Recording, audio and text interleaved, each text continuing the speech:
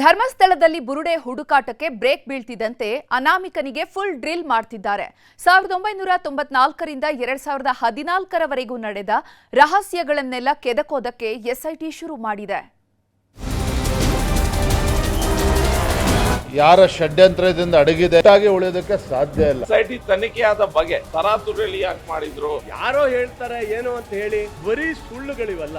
ಇಂದ್ರೋಡಿ ತರದವ್ರನ್ನ, Girish ಮಠಣನ್ ತರದವ್ರನ್ನ tool ಆಗಿ ಬಳಸ್ಕೊಳ್ತಿದ್ದಾರೆ. ಯಾರೋ ಒಬ್ರು ಏನೋ ಒಂದು ಮಾತಂದ್ರು ಒಂದು ಅಷ್ಟಕ್ಕೆ ಪೊಲೀಸ್ ಕೇಸ್ ಹಾಕ್ಬಿಟ್ಟು ಅವ್ರನ್ನ ಅರೆಸ್ಟ್ ಮಾಡಕ್ ಹೋಗೋದಿಲ್ಲ. ಅಸೂಯೆ ಅನ್ನೋದ ಕ್ಷೇತ್ರ ಎಷ್ಟು ಕೀರ್ತಿದೆ, ಎಷ್ಟು ದಾನ ಧರ್ಮ ಮಾಡ್ತಾ ಇದೆ, ಎಷ್ಟು ಒಳ್ಳೆ ಕೆಲಸಗಳನ್ನ ಮಾಡ್ತಾ ಇದೆ. ಅಸೂಯೆ ಇದಕ್ಕೆಲ್ಲ ಕಾರಣ ಅಂತ ನಾನು ಹೇಳ್ತೀನಿ. ಧರ್ಮಸ್ಥಳದಲ್ಲಿ ಅಪರಿಚಿತ ಶವಗಳ ಸಾಮೂಹಿಕ ಸಮಾಧಿ ಮಾಡಲಾಗಿದೆ ಎಂಬ ದೂರಿನ ರಹಸ್ಯ ಭೇದಿಸಲು ಮುಂದಾಗಿರುವ ಎಸ್ಐಟಿ ಸದ್ಯಕ್ಕೆ ಸಮಾಧಿ ಶೋಧಕ್ಕೆ ತಾತ್ಕಾಲಿಕ ಬ್ರೇಕ್ ಹಾಕಿದೆ. ಆದರೆ ಬೆಳ್ತಂಗಡಿಯಲ್ಲಿ ಎಸ್ಐಟಿ ಕಚೇರಿಯಲ್ಲಿ ಸುದೀರ್ಘ ವಿಚಾರಣೆ ಮುಂದುವರೆದಿದೆ. ಒಂದು ಕಡೆ ಮೊದಲ ದೂರುದಾರ ಮಾಸ್ಕ್ ಮ್ಯಾನ್, ಇನ್ನೊಂದು ಕಡೆ ಎರಡನೇ ದೂರುದಾರ ಜಯಂತ್ ವಿಚಾರಣೆ ನಡೆದಿದೆ. ಎಸ್ಪಿ ದಯಾಮ ನೇತೃತ್ವದಲ್ಲಿ ಇಬ್ಬರ ವಿಚಾರಣೆ ನಡೆದಿದ್ದು, ನಿಗೂಢ ಸಾವುಗಳು, ಹೂತಿಟ್ಟ ರಹಸ್ಯಗಳ ಬಗ್ಗೆ ಮಾಹಿತಿ ಸಂಗ್ರಹ ಮಾಡಿಕೊಳ್ಳಲಾಗಿದೆ.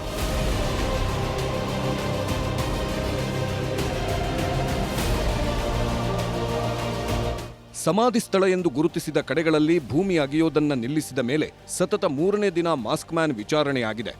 1994ರಿಂದ 2014ರವರೆಗೂ ಏನೆಲ್ಲ ಆಯಿತು ಅನ್ನೋ ಬಗ್ಗೆ ವಿಚಾರಣೆ ಮಾಡಲಾಗುತ್ತಿದೆ. ಶವಗಳನ್ನು ಹೂತು ಹಾಕಿರುವ ನಿರ್ದಿಷ್ಟ ಸ್ಥಳಗಳ ಬಗ್ಗೆ ಮಾಹಿತಿ ಸಂಗ್ರಹಿಸಲಾಗಿದೆ. ವಿಚಾರಣೆ ವೇಳೆ ಹೊಸ ಜಾಗಗಳ ಬಗ್ಗೆಯೂ ಮಾಸ್ಕ್ ಮ್ಯಾನ್ ಹೇಳುತ್ತಿದ್ದಾನೆ. ಮತ್ತೆ ಸ್ಥಳ ಪರಿಶೀಲನೆಗೆ ಕರೆದೊಯ್ದರೆ ಶವಗಳನ್ನು ಹೂತಿಟ್ಟ ಜಾಗ ತೋರಿಸುವುದಾಗಿ ಮಾಸ್ಕ್ ಮ್ಯಾನ್ ಹೇಳುತ್ತಿದ್ದಾನೆ.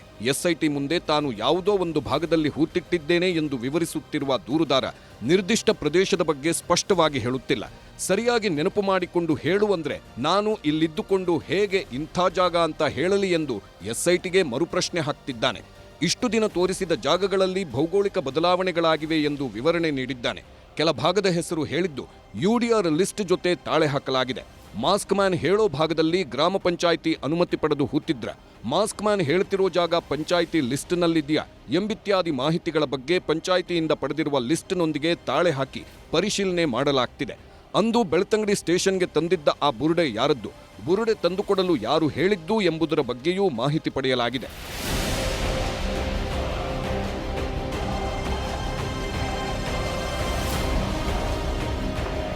ಹೀಗೆ ಮಾಸ್ಕ್ ಮ್ಯಾನ್ ಅನ್ನ ಎಸ್ಐಟಿ ಕಚೇರಿಗೆ ಕರೆಸಿ ವಿಚಾರಣೆ ಮಾಡಿ ಕಳಿಸಿಕೊಡಲಾಗಿದೆ. ಇದೇ ವೇಳೆ ಮತ್ತೋರ್ವ ದೂರುದಾರ ಜಯಂತ್ ಟಿ ಇಂದು ಎಸ್ಐಟಿ ವಿಚಾರಣೆಗೆ ಹಾಜರಾಗಿದ್ರು. ಧರ್ಮಸ್ಥಳದ ಪರಿಸರದಲ್ಲಿ ಓರ್ವ ಬಾಲಕಿಯ ಶವ ಹೂತಿಟ್ಟಿದ್ದನ್ನ ನೋಡಿದ್ದೆ ಎಂದು ದೂರು ನೀಡಿದ್ದ ಜಯಂತ್ ವಿಚಾರಣೆ ಮಾಡಿ ಸಂಪೂರ್ಣ ಮಾಹಿತಿ ಸಂಗ್ರಹಿಸಲಾಗಿದೆ. 15 ವರ್ಷಗಳ ಹಿಂದೆ ಬಾಲಕಿಯನ್ನ ಹೂತು ಹಾಕಿರುವುದನ್ನ ನಾವೂ ನೋಡಿದ್ದೇವೆ ಎಂದು ತುಕಾರಾಂ ಗೌಡ ಹಾಗೂ ಪುರಂದರ ಗೌಡ ಎನ್ನುವವರು ಕೂಡ ಹೇಳಿದ್ರು. ಈ ಎಲ್ಲದರ ಬಗ್ಗೆಯೂ ವಿಚಾರಣೆಯಾಗಿದೆ.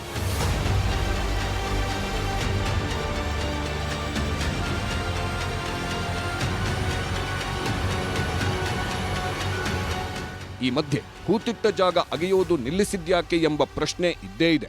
ಅಲ್ಲದೆ ಗೃಹ ಸಚಿವ ಡಾಕ್ಟರ್ ಜಿ ಪರಮೇಶ್ವರ್ ನಿನ್ನೆ ವಿಧಾನಸಭೆಯಲ್ಲಿ ಹೇಳಿದಂತೆ ಧರ್ಮಸ್ಥಳದ ಕೆಂಪು ಮಣ್ಣಲ್ಲಿ ಮೂಳೆ ಕರಗಲು ಸಾಧ್ಯವಿದೆಯೇ ಎಂಬ ಪ್ರಶ್ನೆಯೂ ಇದೆ. ಫ್ಯಾಟಿ ಆಸಿಡ್ಸ್ ಏನಿದೆ ಅದು ಡೆಪಾಸಿಟ್ಸ್ ಆಗಿರುತ್ತೆ. ಎಲ್ಲದಕ್ಕಿಂತ ಫಾಸ್ಫರಸ್ ನಮ್ಮ ಬಾಡಿಯಿಂದ ಲಿಬ್ರೇಟ್ ಆಗುತ್ತೆ. ಆ ಫಾಸ್ಫರಸ್ ಅದೇನಿದೆ ಫಾಸ್ಫಟಿಕ್ ಸಾಲ್ಟ್ ಆಗಿ ಎಸ್ಪೆಷಲಿ ಬ್ಯಾಕ್ಟೀರಿಯಾಸ್ ಏನಾದ್ರೂ ಬಾಡಿನಲ್ಲಿ ಅಲ್ಲಿ ಡಿಕಂಪೋಸಿಷನ್ ಅಲ್ಲಿ ಸಿಗುತ್ತೆ. ಆ ಬ್ಯಾಕ್ಟೀರಿಯಾಸ್ ನಲ್ಲಿ ಮೈಕ್ರೋಸ್ಕೋಪ್ ಅಲ್ಲಿ ನೋಡಿದಾಗ ಫಾಸ್ಫಟಿಕ್ ಡೆಪಾಸಿಟ್ ಸಹ ಸಿಗುತ್ತೆ. ಸೊ ಇದರಿಂದ ನಮಗೆ ಒಂದು ಕನ್ಫರ್ಮ್ ಆಗುತ್ತೆ, ಹೌದು ಇಲ್ಲಿ ಮನುಷ್ಯನದೇ ಇತ್ತು, ಇಲ್ಲ ಮೂಳೆಗಳೆಲ್ಲ ಕರಗೋಗಿದೆ ಅಂತ. This is how we will come in to the conclusion that possibility of human remains were buried ಅಂತ. ಇದೆಲ್ಲ ಒಂದೆಡೆ ಇರುವ ಅನುಮಾನಗಳಾದ್ರೆ ಮತ್ತೊಂದೆಡೆ ಮಹೇಶ್ ಶೆಟ್ಟಿ ತಿಮರೋಡಿ 2023ರಲ್ಲಿ ಹರೀಶ್ ಪೂಂಜಾ ಹೇಳಿಕೆಯನ್ನ ಪುನರುಚ್ಚಾರ ಮಾಡಿ ಸಿದ್ದರಾಮಯ್ಯ ಕೊಲೆಗಾರ ಎಂದಿರುವ ವಿಚಾರದ ಸುತ್ತಲೂ ನಡೆದಿರುವ ಚರ್ಚೆಯ ನಂತರ ಅವರ ವಿರುದ್ಧ ಕ್ರಮ ಕೈಗೊಳ್ಳುತ್ತಾರಾ ಎಂಬ ಪ್ರಶ್ನೆ ಮೂಡಿತ್ತು. ಇದರ ನಡುವೆ ಇಂದು ವಿಧಾನಸೌಧದಲ್ಲಿ ಗೃಹ ಸಚಿವ ಪರಮೇಶ್ವರ್ ಭೇಟಿ ಮಾಡಿದ ದಕ್ಷಿಣ ಕನ್ನಡ ಜಿಲ್ಲೆಯ ಎಸ್ಪಿ ಅರುಣ್ ಈ ಇಡೀ ಪ್ರಕರಣದ ಬಗ್ಗೆ ಕೆಲ ಮಾಹಿತಿಗಳನ್ನು ಸಲ್ಲಿಸಿದ್ದಾರೆ ಎನ್ನಲಾಗಿದೆ. ಆದರೆ ಸಿದ್ದರಾಮಯ್ಯ ವಿರುದ್ಧದ ಹೇಳಿಕೆ ವಿಚಾರದಲ್ಲಿ ತಿಮರೋಡಿ ಪಾರಾದರೂ ಬಿಎಲ್ ಸಂತೋಷ್ ಅವರ ವಿರುದ್ಧ ನೀಡಿರುವ ಹೇಳಿಕೆ ಅವರಿಗೆ ಸಂಕಷ್ಟ ತಂದಿಟ್ಟಿದೆ. ಬಿಜೆಪಿಯ ರಾಷ್ಟ್ರೀಯ ಸಂಘಟನಾ ಕಾರ್ಯದರ್ಶಿ ಬಿಎಲ್ ಸಂತೋಷ್ ವಿರುದ್ಧ ಅವಹೇಳನಕಾರಿ ಹೇಳಿಕೆ ನೀಡಿದ ಕಾರಣಕ್ಕೆ ತಿಮರೋಡಿ ವಿರುದ್ಧ ಪುತ್ತೂರಿನಲ್ಲಿ ದೂರು ದಾಖಲಾಗಿದ್ದು ಕೂಡಲೇ ಬಂಧಿಸಬೇಕೆಂದು ಬಿಜೆಪಿ ಆಗ್ರಹಿಸಿದೆ. ಆದರೆ ಸಿಎಂ ಸಿದ್ದರಾಮಯ್ಯ ವಿರುದ್ಧ ತಿಮರೋಡಿ ಹಾಗೂ ಹರೀಶ್ ಪೂಂಜಾ ನೀಡಿದ್ದ ಹೇಳಿಕೆಗಳ ಬಗ್ಗೆ ಪೊಲೀಸರು ಕ್ರಮ ಕೈಗೊಳ್ಳುತ್ತಾರೆ ಎಂದು ಗೃಹ ಸಚಿವರು ಸ್ಪಷ್ಟಪಡಿಸಿದ್ದು, ಪೂಂಜಾ ಮಾಡಿದ್ದ ಭಾಷಣದ ವಿಚಾರದಲ್ಲಿ ಕೇಸು ದಾಖಲಿಸಲಾಗಿದ್ದು ಅದಕ್ಕೆ ಹೈಕೋರ್ಟ್ ತಡೆಯಾಜ್ಞೆ ನೀಡಿದೆ ಎಂದಿದ್ದಾರೆ. ಈ ಎಲ್ಲ ಬೆಳವಣಿಗೆಗಳ ಮಧ್ಯೆಯೇ ಧರ್ಮಸ್ಥಳದ ಧರ್ಮಾಧಿಕಾರಿ ವೀರೇಂದ್ರ ಹೆಗ್ಗಡೆ ಮೊದಲ ಪ್ರತಿಕ್ರಿಯೆ ನೀಡಿದ್ದಾರೆ.